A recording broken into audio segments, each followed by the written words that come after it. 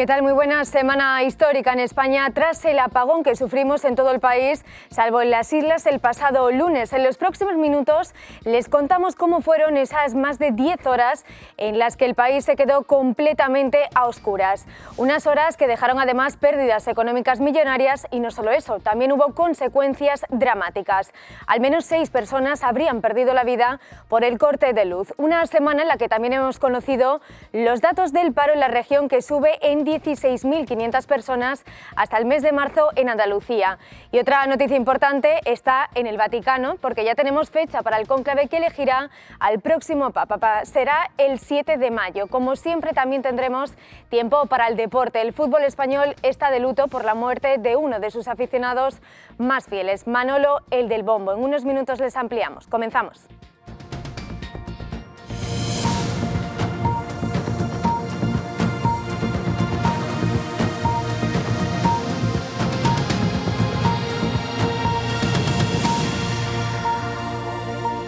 Bueno, el peor apagón eléctrico de la historia reciente de España provocó este pasado lunes un aluvión de problemas en la actividad de comercios e industria, comunicaciones móviles, carreteras, trenes y aeropuertos, también en colegios y centros sanitarios.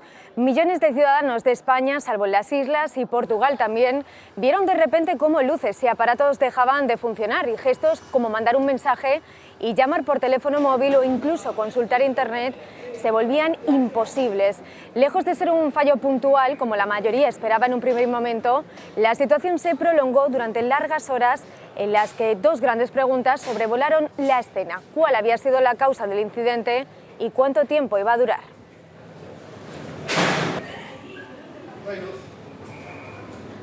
Pasaron horas, muchas horas. No fue hasta el martes sobre las 11:15 cuando el funcionamiento del sistema eléctrico peninsular ya se encontraba restablecido al 100%. Con los análisis realizados hasta el momento, el directivo de Red Eléctrica descartó un ciberataque. Se acabó, o al menos eso parece. Según ha indicado Red Eléctrica Española en sus medios oficiales, todo el sistema eléctrico peninsular vuelve a la normalidad a las 11:14 tras un apagón que pasará a la historia del país. Todo comenzó, recuerden, a las 12:33 del lunes, cuando la España peninsular se quedaba sin luz. Pasaron cerca de 3 horas para recuperar cerca del 30% del suministro, sobre todo en el norte y sur de la península ibérica. Eso sí, no fue generalizado hasta pasadas las 3:30 de la madrugada, donde cerca del 90% ya contaba con suministro. Por la mañana de este martes ya se hablaba de un 99%, aunque no ha sido hasta el mediodía cuando se ha restablecido por completo las centrales eléctricas, tras superar la punta de demanda de la mañana a las 8:35 con 28.677 megavatios. El pico nocturno se espera a las 9:10 con 31.200 megavatios.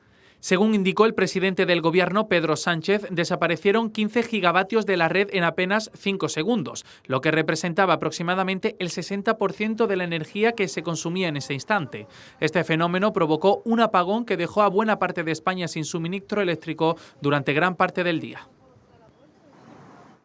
La peor cara de este apagón son las muertes relacionadas con el corte del suministro eléctrico. Al menos 6 personas habrían fallecido por el corte de luz. 3 de ellos pertenecían a una misma familia. Es la peor de las consecuencias del apagón del pasado lunes. 3 miembros de una misma familia habrían fallecido en su vivienda en Taboadela, en Ourense, por una posible intoxicación con monóxido de carbono debido a la mala combustión de un generador. Según las primeras hipótesis, el fallo eléctrico habría afectado a una máquina que hacía funcionar el respirador que necesitaba una de las víctimas. Fueron los bomberos finalmente de la localidad los que confirmaron el hallazgo. La noticia ha generado una gran consternación en la localidad, donde los fallecidos eran muy queridos. Sus propios conocidos explicaron que el padre de la familia estaba enfermo y necesitaba conexión permanente al respirador, por lo que decidieron contar con un generador que mantuviese la energía. Y estas no son las únicas víctimas. Otra mujer perdía la vida tras fallarle el respirador del que dependía. Otra fallecía por un incendio causado por una vela en su propia vivienda en Carabanchel. Y en Vizcaya, una mujer que también necesitaba oxígeno perdía la vida en una residencia de ancianos durante el apagón.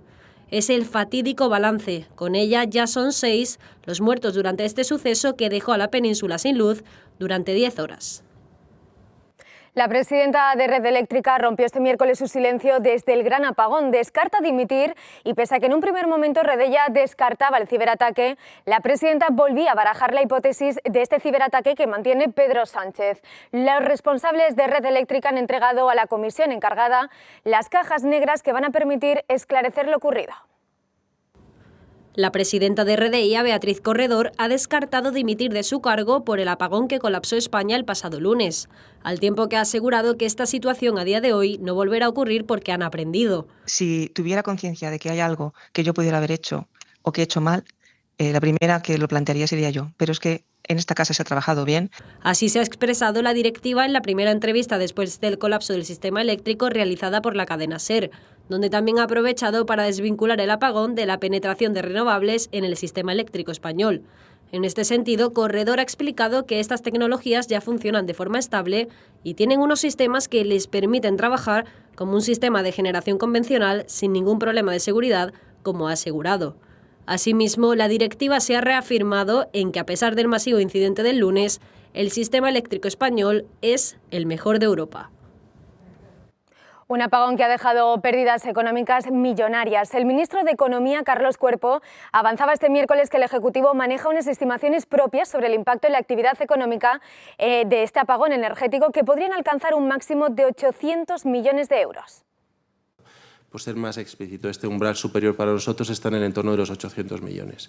Frente a este umbral superior vamos, luego, esto es una estimación a priori, sin datos, y a partir de ahí vamos a ver cómo los datos nos van confirmando o no que nos vayamos acercando a esa estimación, que en este caso, como he dicho, para nosotros es de máximos. Los datos lo que nos están hablando es de toda la parte de actividad productiva que se puede valorar a través de pagos, diríamos, durante el día, de un impacto inicial el lunes de en torno a 400 millones, de los cuales martes y miércoles, al tener ese efecto rebote, se habrían recuperado ya en torno a los 130-140 millones. La Junta de Andalucía, por su parte, calcula que el apagón eléctrico ha causado un importante impacto económico en la región. Habla de un equivalente a 239 millones de euros, eso sí, según las estimaciones iniciales que están pendientes de afinar. Como saben ustedes que la paralización de la actividad no ha sido de un día completo, ya que se produjo a media mañana, a partir de las 12:30, y que además nos ha afectado de forma uniforme a todos los sectores, que la recuperación se ha ido produciendo de forma gradual a lo largo del día. Podemos hacer una estimación, una hipótesis de que se haya perdido el 40% de la jornada laboral y este impacto estaría en un equivalente a 239 millones de euros. Negocios y viviendas quedaron completamente paralizados ante esta situación sin precedentes. Tuvimos que buscar soluciones alternativas para afrontar la crisis. Así es como se vivió este apagón masivo.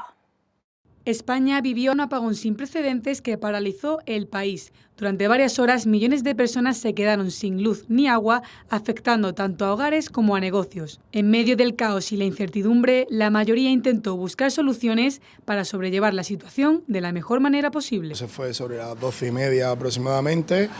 Nos quedamos sin luz, no funcionaban datáfonos, no funcionaban cajones inteligentes de máquinas registradoras. Las freidoras tampoco tenían luz, no podíamos freír pescado. Pues nada, optamos por la decisión de darle de comer a la gente que había reservado lo poco que teníamos y a los 4 vecinos que bajaron, que no tenían cómo comer en la casa, pues no podían encender la hornilla o lo que fuese, y pues les dimos de comer. Hoy organizando cámaras, tirando mercancía que se ha puesto mala, que ya no podemos trabajar con ella. Como tenía linterna, tenía agua, tenía de todo, pues la verdad es que lo único, pues comimos como pudimos comer. Sí que es verdad que hay otras casas que llegaron más tarde, pero a mí me llegó sobre las 11 de la noche, me volvió la luz, pero la cobertura no me ha llegado hasta esta mañana y ya por fin he podido comunicarme con más familiares, con mis primos que viven más lejos, que estábamos preocupados. Ahí en Tabacalera, en mi zona, se quedó un hombre encerrado en el ascensor, pero en unos pocos minutos lo pudieron sacar. Por la zona principal de la avenida, a las 8 o así, se encendieron los semáforos y las farolas, pero a mi casa hasta las 2:30 no vino la luz.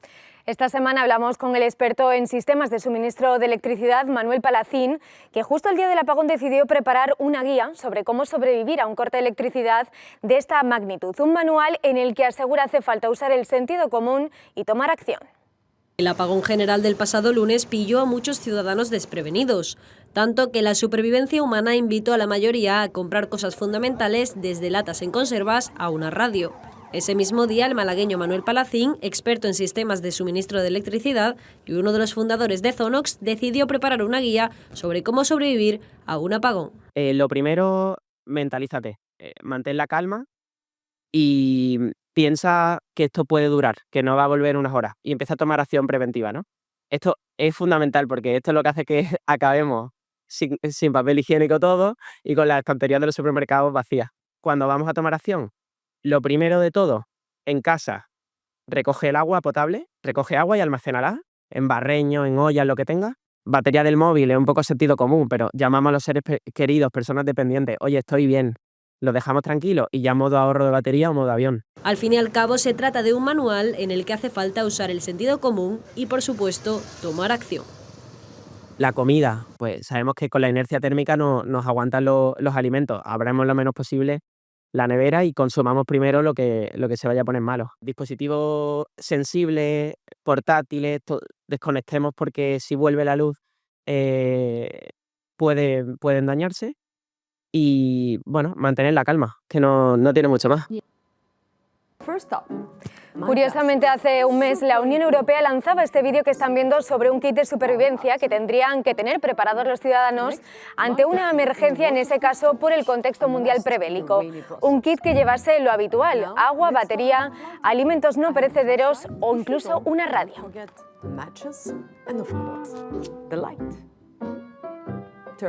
El director del Departamento de Ingeniería Electrónica de la Universidad de Málaga, José Aguado, apunta la importancia de que exista un debate técnico sobre las políticas energéticas que deben guiar el futuro. En mi opinión, lo primero que debemos de garantizar es la garantía del suministro. Es decir, tenemos que evitar la existencia de estos apagones. En segundo lugar, esa garantía de suministro debe de resultar en un coste asumible. Y por otra parte, no tenemos que olvidar que tenemos nuestros compromisos de descarbonización de nuestra economía. Así que tenemos que ir introduciendo esas energías limpias. Lo que sí está abierto a debate es cómo seguir ese camino hasta una plena descarbonización de la economía, en la que probablemente haya que revisitar el hecho de tener que desconectar las centrales nucleares, en qué tiempo deben de desconectarse, con qué velocidad deben de integrarse las renovables. Pero en mi opinión eso corresponde a un debate más técnico que debe estar guiado por directrices de política energética, pero la solución debe venir desde una posición o un ángulo. Y ante los problemas que ha acarreado este apagón, Facua ha asegurado que los usuarios pueden acudir a su seguro del hogar para cubrir los daños en los alimentos perecederos que se hayan visto afectados por la falta de fluido eléctrico. En algunos casos se han podido producir pérdida de alimentos por falta de fluido eléctrico y bueno, pues esos alimentos perecederos se ponen en mal estado. En estos casos, bueno, si tenemos un seguro del hogar, vamos a consultar las coberturas de la póliza porque en muchas ocasiones están cubiertos estos daños por falta de fluido eléctrico. En caso de que no tengamos seguro del hogar, pues habrá que ver si queda por fin determinado quién es el responsable de lo que ha ocurrido, porque ese responsable será el que tenga la culpa de la pérdida de alimentos. Tienen derecho primero a que les ofrezcan un transporte alternativo para llegar al destino, ¿vale? En caso de que ese transporte alternativo, por lo que sea, no nos interese o ya el cambio de horas haga que ese viaje sea inútil, no lo queramos hacer, entonces tenemos derecho a la devolución de lo que hayamos abonado por el billete. En el caso del transporte ferroviario, además, tenemos derecho a unas compensaciones.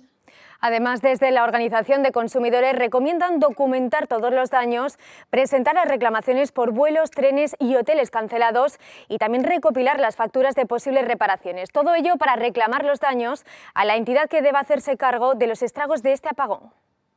Tener bien acreditados los daños, porque no sabemos a quién se lo vamos a poder reclamar. Ahora mismo estamos en una situación de absoluta incertidumbre. Documentarlo todo. Si tenemos una avería, tener un presupuesto de la reparación. Si tenemos que reparar porque es un elemento de primera necesidad, guardar la factura, hacer esas comunicaciones que decía a los seguros, presentar las reclamaciones de los reintegros de los importes de los pasajes o de los alojamientos que tuviéramos reservados. Tratar de documentar todo esto para, llegado el caso, poder utilizarlo como un soporte para nuestra reclamación, incluso para nuestra justificación si fuera necesario, pero habrá que ver póliza por póliza y evidentemente lo primero que tenemos que hacer es ponerlo en conocimiento de nuestra compañía. Sevilla vivió con relativa normalidad el gran apagón y pese a las incidencias mostró la cara amable y la originalidad de muchas personas para continuar con su rutina. Es el caso de Mario, un barbero de la calle Luis Montoto.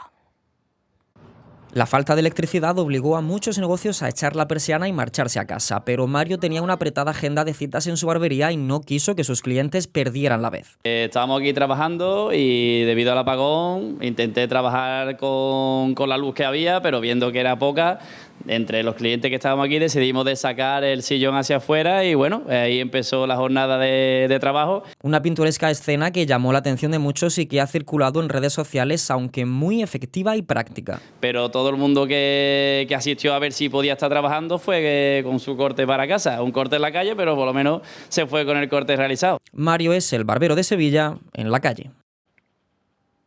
Hay quienes aprovecharon las últimas horas de luz de este pasado lunes para mantener los comercios abiertos. Es el caso del siguiente bar de Málaga, donde costó incluso levantar a los clientes de las terrazas. La gente, en vez de quedar en su casa, salía afuera y teníamos muchísima gente.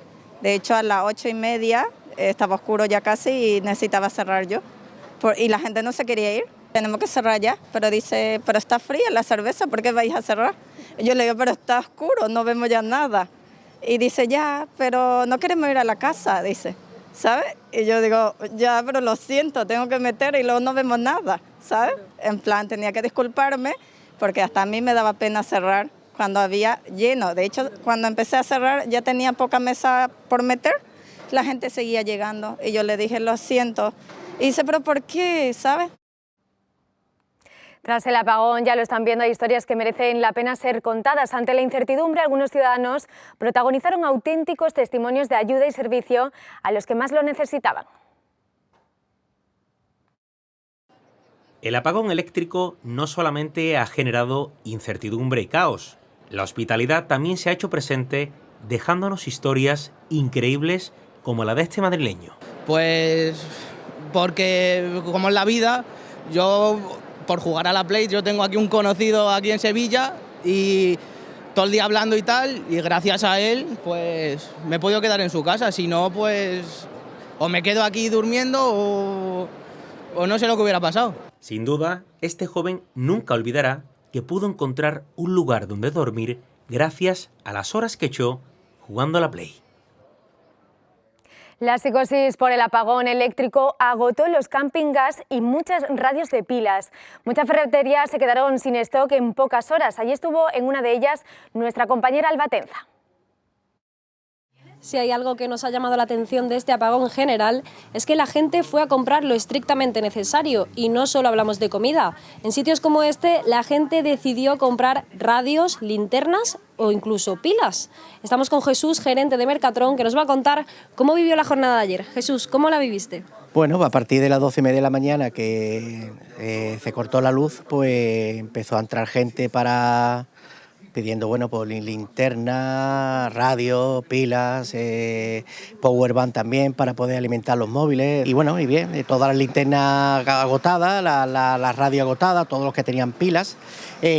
Pila una barbaridad vendimos y es decir que ahora estamos reponiendo todo lo que vendimos ayer. No, nunca hemos visto ni en Navidades siquiera tantas radios a la vez, acabar con todas, bueno, es una barbaridad y tenemos muchísimas radios, pues todas las hemos vendido. Había gente que me dejaban los móviles para que lo cargara, por lo menos porque le durara por de noche la autonomía del móvil.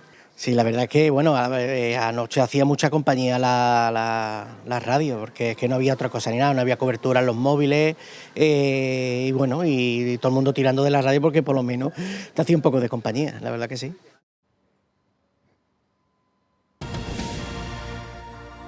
Bueno, y en esta semana de apagón histórico también hemos conocido los datos del paro, que suben 16.500 personas hasta el mes de marzo en Andalucía, una cifra que es la más baja desde el año 2008 en un periodo que suele dar malos datos. El paro crece un 2,5% en Andalucía, pero establece su nivel más bajo para un primer trimestre desde 2008. Subió en 16.500 personas entre enero y marzo en Andalucía, lo que supone un 2,53% más que el trimestre anterior, mientras que la ocupación se redujo en 12.300 personas. La tasa de paro en la región se sitúa en 16,14%. Al finalizar marzo, el número total de parados se situó en 669.200 personas en la región andaluza, mientras que el total de ocupados alcanzó los 3.476.100 personas, la cifra más alta de ocupación en un primer trimestre desde que hay registros. En términos absolutos, solo la Comunidad de Madrid mejora nuestro registro. Y hay más datos positivos. Por ejemplo, que hoy hay en Andalucía 235.000 mujeres ocupadas más que a finales del 2018, o que el desempleo juvenil se haya reducido en más de 10 puntos durante los últimos 6 años. En resumen, si analizamos los datos en un arco temporal mayor que el de este trimestre, podríamos concluir que Andalucía está reduciendo el desempleo y está generando más oportunidades laborales para sus ciudadanos, que es el objetivo prioritario que sigue marcándose este gobierno. Uno de los datos más reseñables lo encontramos en los tipos de contratos. Mientras que el sector privado generó 23.600 puestos de trabajo en Andalucía, un 0,84% más, el sector público destruyó 35.900 puestos de trabajo, un 5,37% menos. En el panorama nacional, el incremento del paro en los 3 primeros meses de este año es el más pronunciado en un primer trimestre de 2013, con 193.700 personas. Este domingo Francisco de la Torre cumple 25 años como alcalde de Málaga después de coger el testigo de Celia Villalobos, que pasó a ser ministra de Sanidad el 4 de mayo del año 2000. De la Torre se ha convertido a sus 82 años en uno de los alcaldes más longevos de España y ya lleva un cuarto de siglo con la vara de mando en la ciudad de Málaga. En un soplo 25 años, un cuarto de siglo. 9.131 días durmiendo cada noche para levantarse a la siguiente pensando en una ciudad. Es lo que cumple este domingo 4 de mayo Francisco de la Torre como alcalde de Málaga. Una eternidad en política. Un oficio al que lleva dedicado toda su vida. La gratitud a los malagueños que depositan su confianza en mí y deseo la responsabilidad también de acertar en el gobierno. Cuando recoges esa confianza, ese caudal de confianza, tienes que procurar acertar plenamente en lo que antes he definido como objetivos esenciales, empleo y vivienda. Hay más, pero lo centro en ello. Asumió la vara de mando en pleno año 2000, con el cambio de milenio y tras suceder a una alcaldesa carismática como Celia Villalobos, el alcalde más duradero de las grandes capitales, y un actor al que han avalado los malagueños en las urnas y que muchos analistas ven como el creador de la Málaga moderna en sus desarrollos cultural, turístico y tecnológico. Son 25 años de liderazgo absoluto, 25 años de trabajo al pie del cañón, siempre 24/7, los 365 días al año, porque de verdad que lo que le mueve es algo que va mucho más allá, ¿no? Lo que le mueve es la pasión. Como en todas las historias, hay quienes ven el relato con un color distinto. Pero lo que está claro es que nadie duda del binomio Málaga del siglo XXI y de la Torre. Un alcalde mediático que ha traspasado las barreras locales. Un icono del municipalismo actual que a sus 82 años no parece cansarse de seguir dibujando la historia de su ciudad. Y quién sabe si en 2027 encara su 7ª campaña consecutiva como estandarte del PP. Compañeros de partido y también rivales políticos han destacado las cualidades del regidor que cumple, como decíamos, un cuarto de siglo con la vara de mando. Gracias por lo que hace por la ciudad, gratitud total. Yo creo que yo creo que es el mejor alcalde que tiene España, eso con diferencia, se lo reconoce, para mí es el alcalde de los alcaldes. Hombre, lógicamente hablar de Paco de la Torre es hablar de historia de Málaga. El alcalde durante los 25 últimos años de Málaga capital, pues lógicamente hay que reconocer que es una figura esencial en la historia reciente de Málaga. Pero yo diría eso, en la historia, su gestión es ya más parte de la historia de Málaga, creo yo, que del futuro de Málaga. Que es un enamorado de Málaga, un trabajador incansable, dedica muchísimas horas a que Málaga siga avanzando, a que el nombre de Málaga se siga oyendo en todo el mundo, ¿no? Y que le queda mucho recorrido todavía, a pesar de que lleva 25 años, porque se ha muy ilusionado y yo creo que los ciudadanos de Málaga, por lo que yo compruebo, lo quieren y lo estiman y valoran su trabajo. Y tengo que decir que todo lo que sé es gracias a él, lo he aprendido de su mano, de su inteligencia y sobre todo ese compromiso que tiene con la ciudad y el compromiso y sacrificio que hace, que yo creo que es único en el ejemplo de ser un buen alcalde.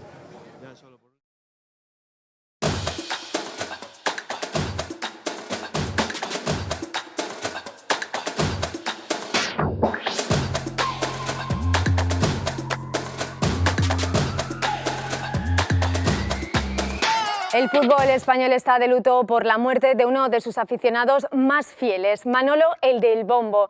El de Ciudad Real acompañó a la selección española durante 4 décadas y se convirtió en su hincha más icónico.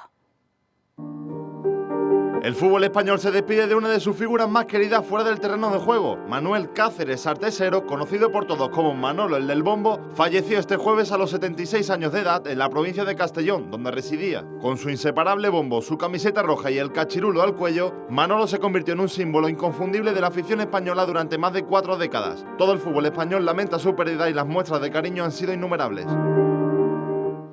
Y en Málaga hay novedades en el caso Altani. La Audiencia Provincial ha desbloqueado el proceso y deja al Málaga Club de Fútbol ante un posible juicio clave a finales de 2025 al rechazar los recursos presentados por varios directivos del club. Importantes novedades institucionales sobre el Málaga Club de Fútbol. La Audiencia Provincial tumba los recursos de varios directivos del club investigados en la misma causa del Jeque y 3 de sus hijos, lo que permite que se reactive el procedimiento y se abra la puerta a la celebración de un juicio a finales de este año 2025, según apuntan fuentes judiciales consultadas por 101 Televisión. Ahora es el momento del desarrollo de las calificaciones finales para que luego la jueza pueda emitir el esperado auto de procesamiento, es decir, determinar de qué se acusa a los investigados y a qué pena se enfrentan. Nos marchamos, ya saben que pueden seguir la última hora de toda la actualidad en nuestra página web en 101tv.es y también en nuestras redes sociales. Gracias por acompañarnos un día más.